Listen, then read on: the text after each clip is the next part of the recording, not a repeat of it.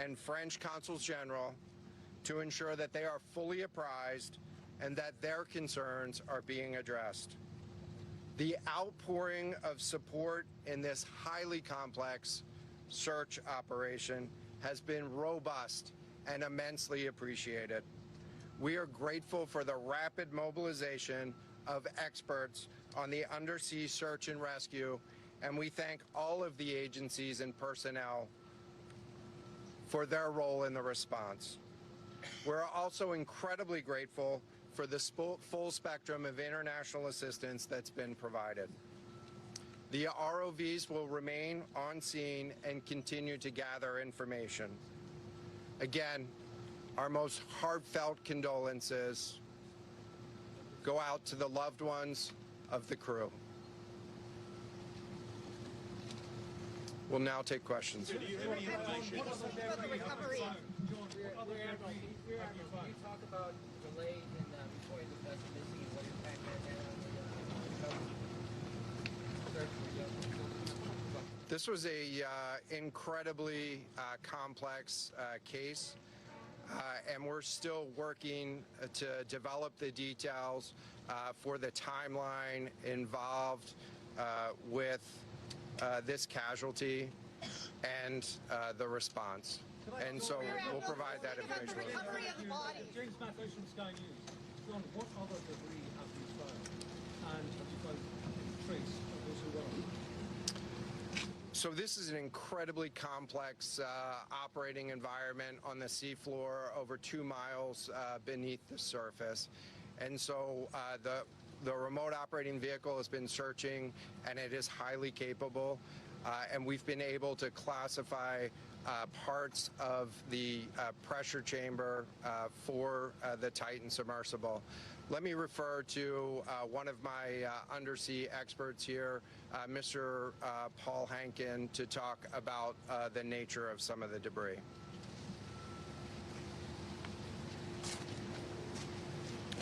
Thank you, Admiral. So essentially, we found 5 different major pieces of debris that told us that it was the remains of the Titan. The initial thing we found was the nose cone, which was outside of the pressure hull. We then found a large debris field. Within that large debris field, we found the front end bell of the pressure hull. That was the first indication that there was a catastrophic event. Shortly thereafter, we found a second smaller debris field. Within that debris field, we found the other end of the pressure hull, the aft end bell, which was basically comprised of the totality of that pressure vessel. We continue to map the debris field, and as the Admiral said, we will do the best we can to fully map out what's down there. Thanks, Paul. Yes, sir. Go ahead. It's a very difficult question to ask, but it would be an important one for the families, of course. What are the prospects of recovering the bodies of this thing? So the questions was related. I'm restating the question from the standpoint of sometimes it's hard to hear the question here. What are the prospects for recovering crew members? And so this is a incredibly unforgiving environment down there on the seafloor, and the debris is consistent with a catastrophic implosion of the vessel. And so we'll continue to work and continue to search the area down there, but I don't have an answer for prospects at this time. Admiral Tom Costello at NBC News. Is there any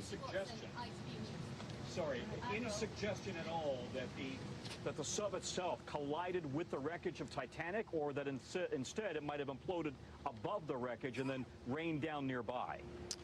So the question was, is there any question as to whether or not the sub collided with the Titanic or whether it imploded above and debris field created from that? So the The location of the Titan submersible was in an area that was approximately 1,600 feet from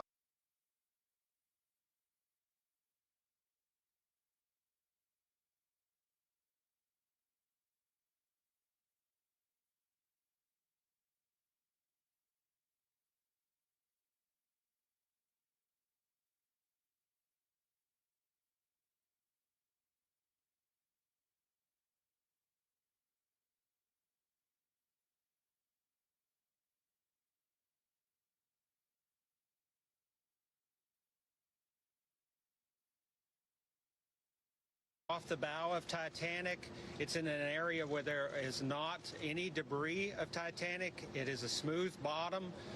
There, to my knowledge and anything I've seen, there's no Titanic wreckage in that area.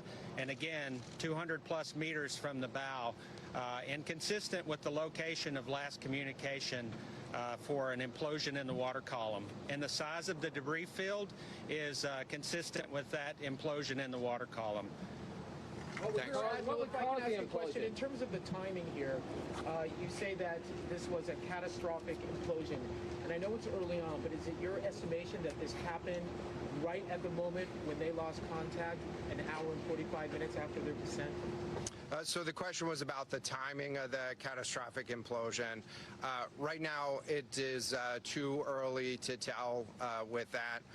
We know that as we've been prosecuting this search over the course of the last 72 hours and beyond, that we've had sonar buoys in the water nearly continuously and have not detected any catastrophic events when those sonar buoys have been in the water. So. Admiral, can you describe what happens from here, sir, in the next days and weeks in terms of finding any more debris? What happens from here? So we will, the question was, what happens from here? What's the next phase? And so right now, again, our thoughts are with the families and making sure that they have an understanding as best as we can provide of what happened and begin to find some closure. In terms of the large process, we're going to continue to investigate the site of the debris field. And then I know that there's also a lot of questions about how, why, and when did this happen. And so, you know, those are questions that we will collect as much information as we can on now, while the governments are meeting and discussing, you know, what an investigation of this nature of a casualty might look like. This is something that happened. I'll just remind everybody. This is something that happened in a remote portion of the ocean with people from several different countries around the world. And so it is a complex case to work through, but I'm confident that those questions will begin to get answered. Will the Coast Guard lead the investigation, sir? From the UK, is there any suggestion that time factors, speed, anything could have prevented this or saved the 5 people on board, or is this quite simply a catastrophic accident? The question was there any suggestion that time factors may have played a role or consideration in the casualty here? And so the debris field is consistent with a catastrophic implosion of the vessel.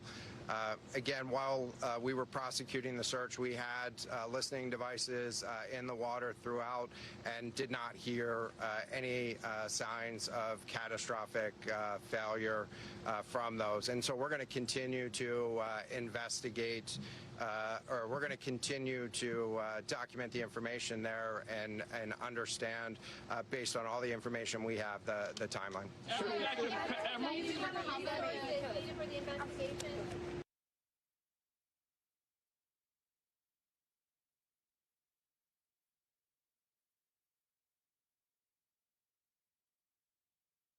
will be pulling out and staying in.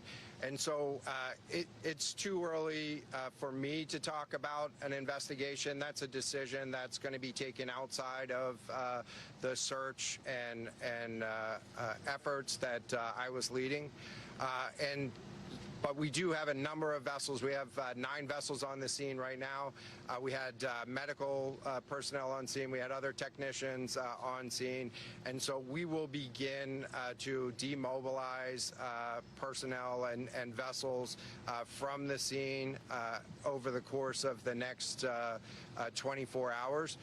But we're going to continue remote operations on the seafloor.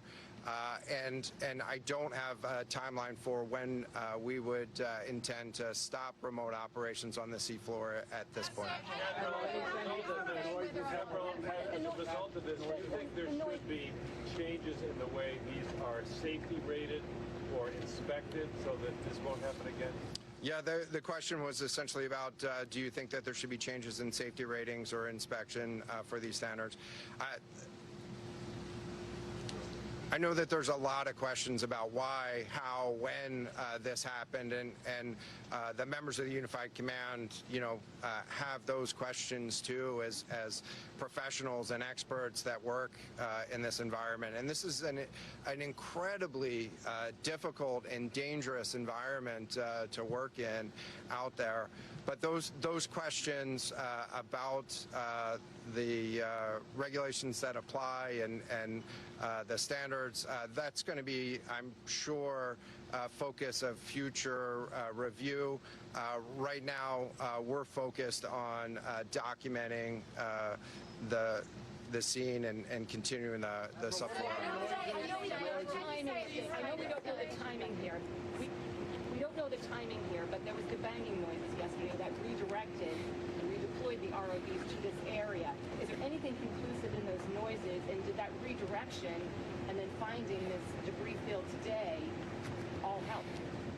So throughout the search efforts, we reacted to the information that we had available to us. And while we continue to send it off for deeper analysis, again, really complex operating environment for us to work in. Let me check with the experts, but there doesn't appear to be any connection between the noises and the location on the seafloor. Again, this was a catastrophic implosion of the vessel, which would have generated a significant broadband sound down there that the sonar buoys would have picked up. Admiral, a lot of questions about who might be. Admiral, you mentioned closure for the families. Admiral, can I just ask you about your comment regarding the families? It dropped into the ocean today. It arrived early this morning. It seems that Swiftly was able to find it immediately. We talked about the speed of that. And also, were all of the assets involved moved as swiftly as possible to the area? Was any help turned away, as some lawmakers have criticized the government? This was a incredibly complex operation, and we were able to mobilize an immense amount of gear to the site in just a really remarkable amount of time, given the fact that we started without any sort of vessel response plan for this or any sort of pre-stage resources. And so the equipment that was brought on site this morning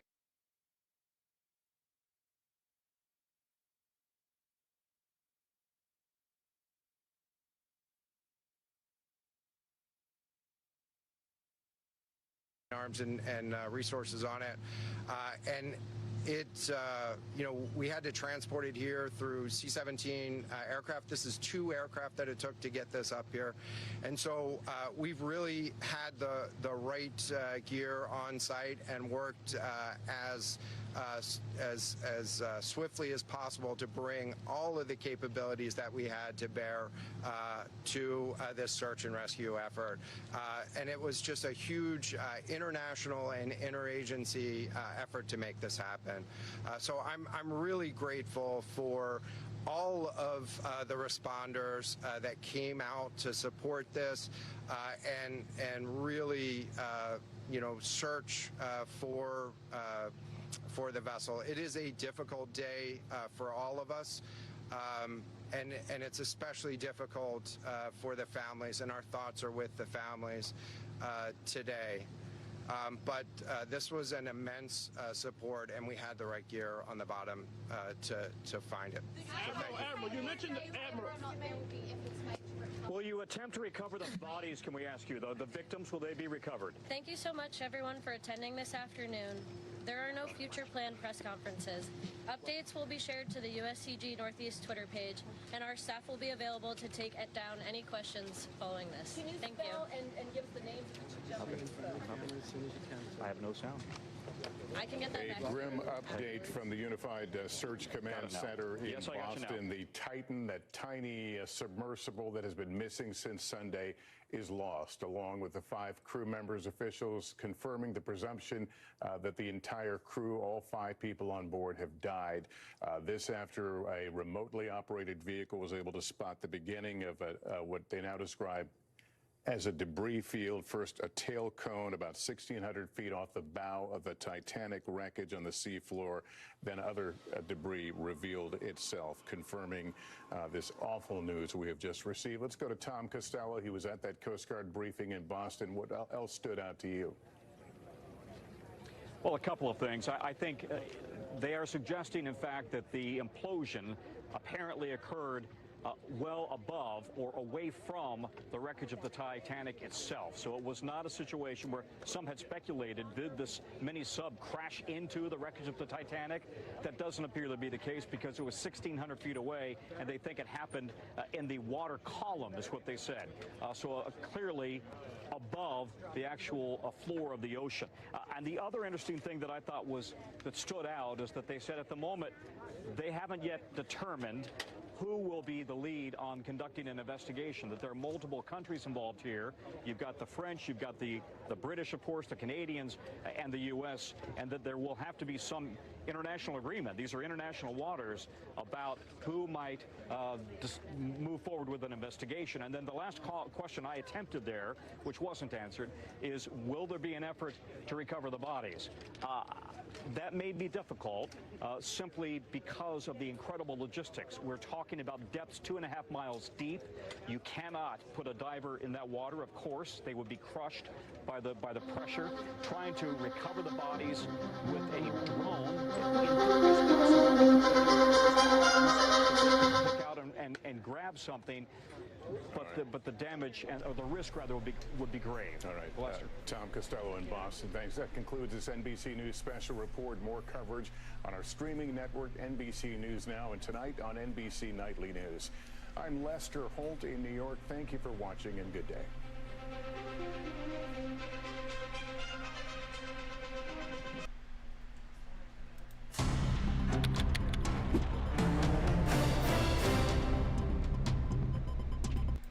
Hi, I'm Jesse Ammett, your host on Valley News Now, and we just watched a Coast Guard update on the Titan sub. The passengers have been presumed dead. The debris is consistent with a catastrophic loss. It sounds like there's been an implosion of the vessel. A lot of questions and a lot of talk, and mainly boiled down to the fact that it is a very difficult and dangerous part to discover, to look for. They had the right equipment. They were able to disperse equipment and people within a very short amount of time. They had everything they needed to be able to navigate that, to look for the debris, to look for the crew members, and it looks as though there was an implosion of that prior to being able to look for those bodies. So it wasn't that the members were trapped. It looks as if there was an implosion of the vessel. Before that, there was many questions asked about if it ran into the the Titanic debris itself, and that is not the case either. What it happens to be happened a very remote portion of the ocean, and they talked again about people from all over the world, and this, of course, is international waters as well. So it's a very complex case. They're going to continue to investigate. What happens next is they will be looking for data and document the details of the case. They talked about 9 vessels being on the scene right now, and they will be dismissing those over the next 24 hours, but will continue with remote operations. It's about 2.5 miles underneath the surface. So it's very dangerous again and very difficult environment to be looking for the remains of those crew members. They said their thoughts are obviously with the family right now, trying to bring those families some closure, trying to recreate a timeline on what exactly happened there for the implosion of that vessel. We will continue to keep you updated. ValleyNewsLive.com.